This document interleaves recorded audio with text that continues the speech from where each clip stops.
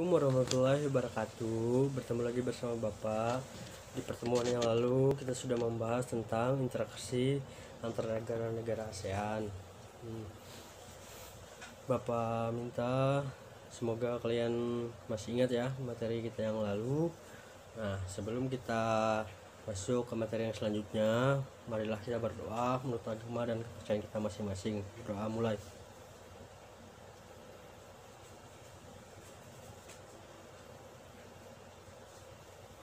Selesai.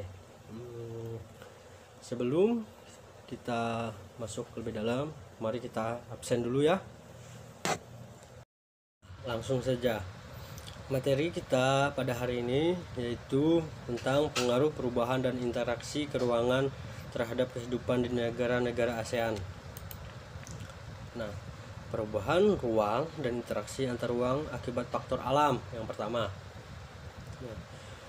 Kondisi alam dan kondisi sosial negara-negara ASEAN yang relatif homogen dan saling memudahkan interaksi antara satu negara dan negara lainnya.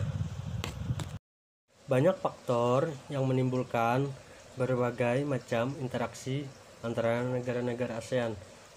Faktornya antara lain yaitu yang pertama faktor iklim. Nah, faktor iklim ini sangat beragam, seperti curah hujan yang besar mempengaruhi perkembangan tumbuh-tumbuhan. Nah, tetapi sebagian besar negara-negara ASEAN beriklim tropis, sehingga banyak jenis fauna yang mendiami wilayah ini.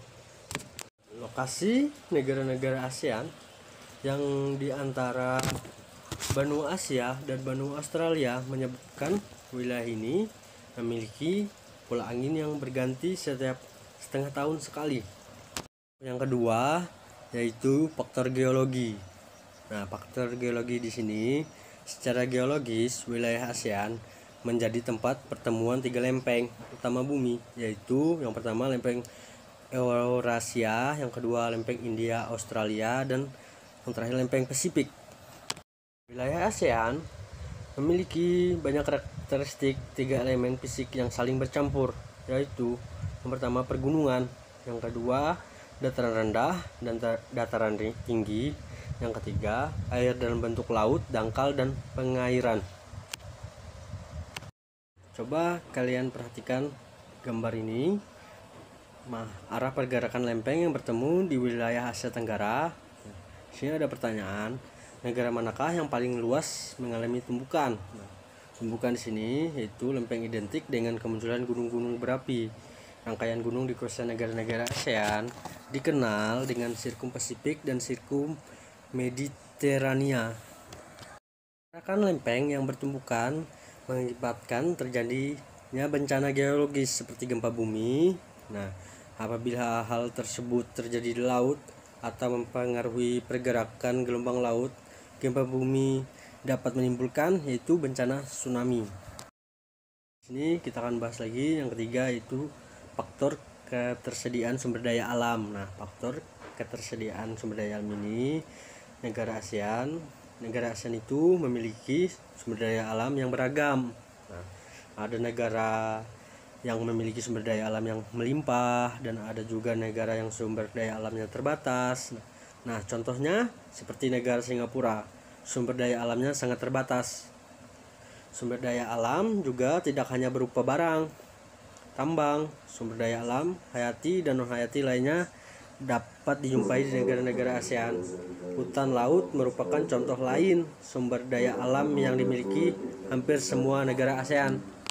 Di sini memiliki hutan yang paling luas di antara negara-negara lain. Nah, namun laju kerusakan hutan atau deforestasi di Indonesia juga paling tinggi di antara negara-negara ASEAN lainnya. Nah, untuk memenuhi kebutuhannya, negara-negara anggota ASEAN melakukan pertukaran sumber daya alam dalam kegiatan jual beli. Nah, kegiatan ini merupakan bentuk interaksi antar negara-negara ASEAN dengan bertujuan meningkatkan kesejahteraan masyarakat. Nah, oleh karena itu, semua wajib melestarikan sumber daya alam yang ada. Nah, yang akan kita bahas itu tentang pengaruh perkembangan ilmu dan teknologi terhadap perubahan ruang. Sini perkembangan ilmu dan teknologi telah berpengaruh terhadap berbagai aspek kehidupan manusia, sehingga manusia lebih dimudahkan dalam berbagai hal ketika beraktivitas. Itu teknologi transportasi. Teknologi transportasi, ilmu dan pengetahuan yang semakin luas telah memungkinkan perkembangan berbagai macam alat transportasi yang nyaman, cepat, dan tingkat keamanan yang tinggi. Teknologi transportasi di sini dimanfaatkan orang untuk memindahkan barang dan manusia dari satu tempat ke tempat lain. Kita akan memberikan contoh. Contohnya itu tentang alat transportasi tradisional dan contoh alat transportasi modern.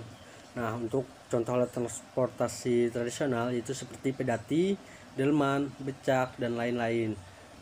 Sedangkan tentang contoh alat transportasi modern itu seperti kereta, pesawat terbang, speedboat, dan lain-lain. Perkembangan teknologi transportasi ini membawa perubahan aktivitas manusia yang berakibat terhadap perubahan tata kehidupan. Pembangunan prasarana transportasi akan mengubah kondisi wilayah di suatu negara. Lahan-lahan produktif seperti hutan, sawah diubah untuk membangun jaringan jalan. Itu tentang teknologi komunikasi. Komunikasi di sini merupakan cara manusia saling berhubungan atau berinteraksi dengan cara berkomunikasi pertama kali diajarkan oleh ibu kepada anaknya, dan bahasa diajarkan sang ibu kepada anaknya yang dinamakan bahasa ibu. Pengetahuan telah berjasa mengubah perkembangan teknologi komunikasi menjadi semakin canggih. Teknologi komunikasi memungkinkan informasi dapat menyebar luas dalam waktu yang sangat singkat.